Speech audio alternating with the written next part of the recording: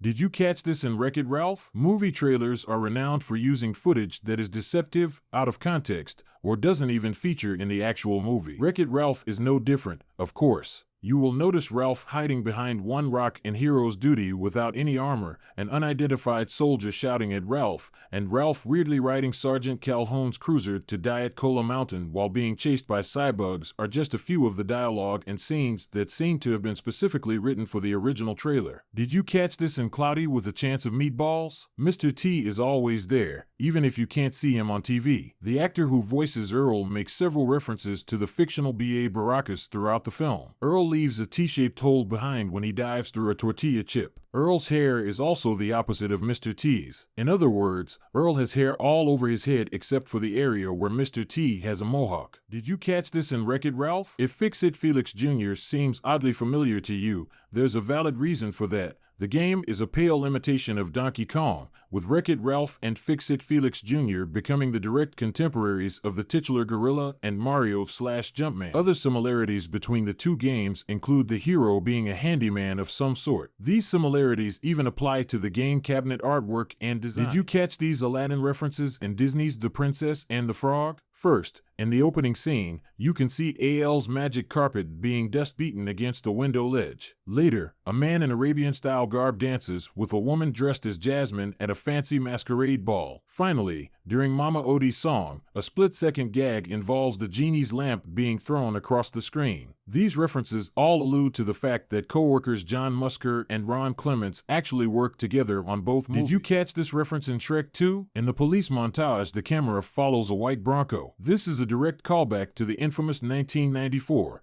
California highway chase where the police were pursuing O.J. Simpson in a white Ford Bronco. On top of this, the fake show Knights is also supposed to be an obvious reference to the hit show Cops.